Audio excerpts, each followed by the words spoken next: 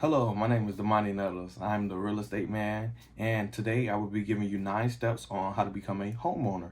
Even if you is a homeowner, I still give you 9 tips on home ownership.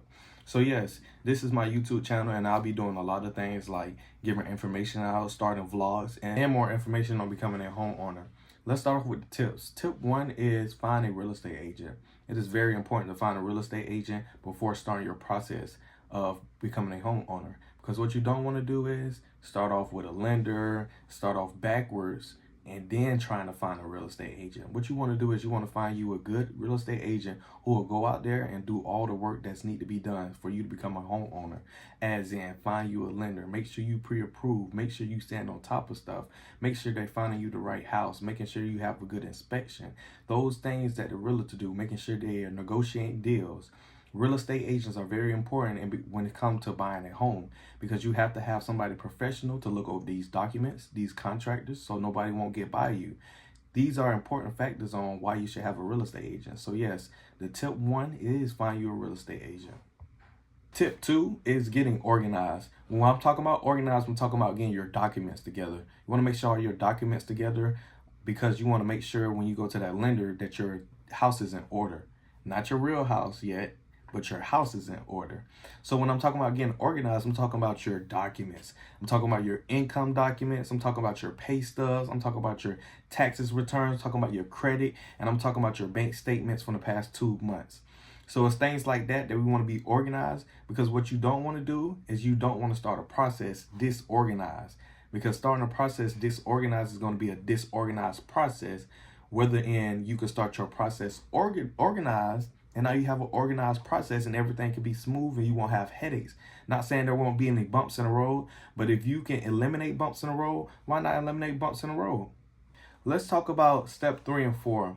Previously, we was talking about step 1 and 2. Step 1 was to find your agent. Step 2 was to get organized. Now, step 3 and 4 will be a little bit more easy because of step 2. That's how important step 2 is of getting organized. Now, step 3 and 4 is talking about lenders and pre-approval process and different lenders that you should have inside for pre-approvals.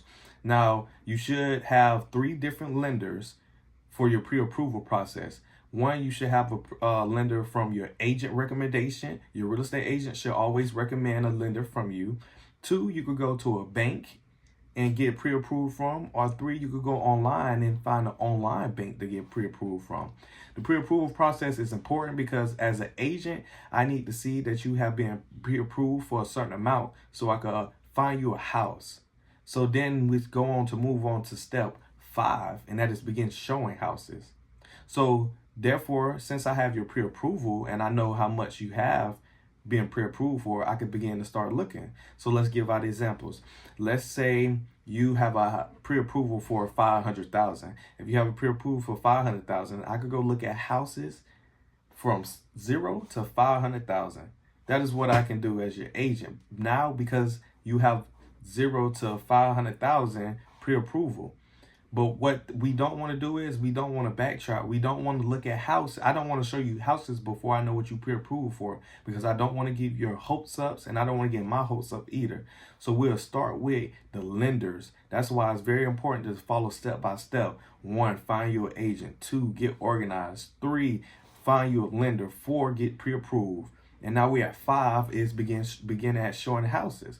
So that's why I say make sure that we taking advantage of this knowledge that people is out here giving us to us, because this is free knowledge, but this is knowledge that most people that don't understand. So it's very important that we understand this knowledge that's out here and that's given to us, and that we take it and that we use it to our advantage. We talk all the time about advantages and disadvantages, but one advantage is learning, and that advantage is very important when it comes to becoming a home ownership. You have to be able to sit down and learn and prepare before what you have come for you.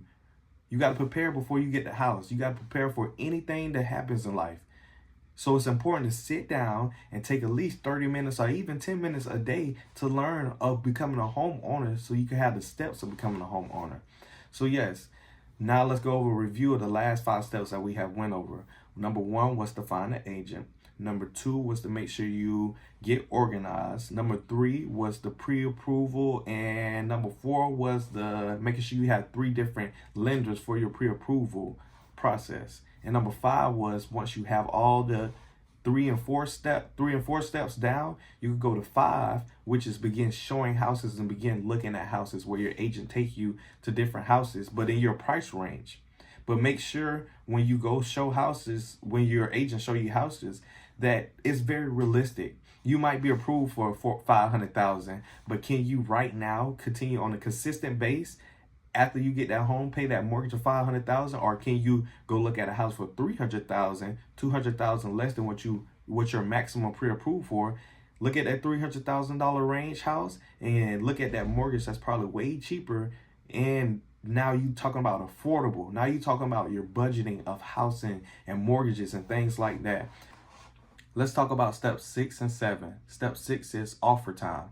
So yes, you went and you got pre-approved. Your agent went and showed you the home. Now it's time to put an offer on the home that you like. And we're talking about offer, it's basically a binding contract between the seller and buyer that agrees that the offer has been approved and the house is going under contract. Then we move on to step 7, which is inspection time. Inspection time is when you hire an inspector to go inspect the houses, to make sure the repairs are done, to make sure the house is under code, to make sure there's no mold, stuff like that. And that's the time where your agent can negotiate for repairs and credit for anything that's in a house that's not up to par. So inspection is very important because you don't want to get you a house and you don't want to go on a contract and not get an inspection. Most first-time home buyers, the banks most likely, they require you to have an inspection. So I don't think anybody can not go through that process, especially as a first-time home buyer. So yes, it is very important to go through step 7 and get the inspection of a house, because if you go through that house and you see that the electric not working, or that you see that it's mold in the house, and then you go get the house, now you as a homeowner, you have to fix that. Instead, you can go through the process and you can go get an inspection, and you can go have your agent negotiate that they get it fixed before you even move on to the next step of the process of getting a home. So now we talk about step 8. Step 8 is underwriting and appraisal. Most times the person that you get approved from, or that your person that you had got pre-approved for, now it's time to actually get approved from that person. The person is the bank. So now it's time to get approved from the bank.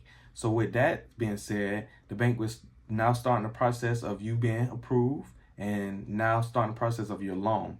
So what they will do is they'll send out an appraiser, not a person that the seller agent or the buyer agent knows. This is somebody that the bank will refer to go out there and appraise the home.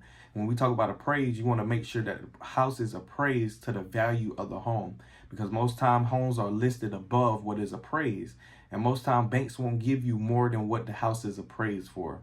So let's say the house is 300,000 and the appraisal come back that it's 280. That bank is only going to give you 280. So with that being said, that's when you go back and now your agent, I can negotiate it back down to, hey, the house is only valued at 280. Let's go ahead and let's value and let's get this price, this asking price down to 280. And that's when another offer is put in.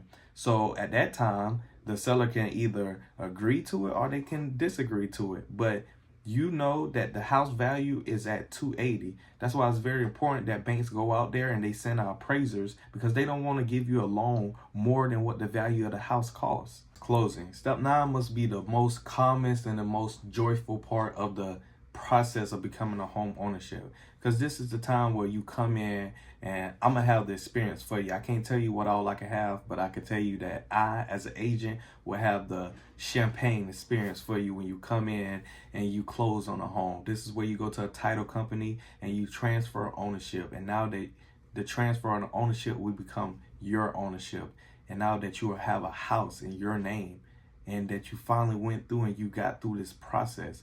But you got to trust the process. You got to go through these 9 steps of becoming a home ownership. And it's very important that you follow these 9 steps of becoming a home ownership. You can do it. You want to know why you can do it? Because in Philippines 4:13, it said, I can do all things through Christ who strengthens me. So if you keep that verse with you and you follow these steps and you call me and I'll be your agent, I promise you, you'll be a home ownership. Don't wait to start the process. You can start the process now. You always want to prepare before you get anything in life, whether that's a house, whether that's a car, whether that's preparing to get your credit better, whether that's preparing to have a kid. Prepping is always important in things that you do in the future. So thank you for clicking this link and viewing that information that I give you today. I really appreciate it. I'm the real estate man. My name is Damani Nettles, and thank you. God bless.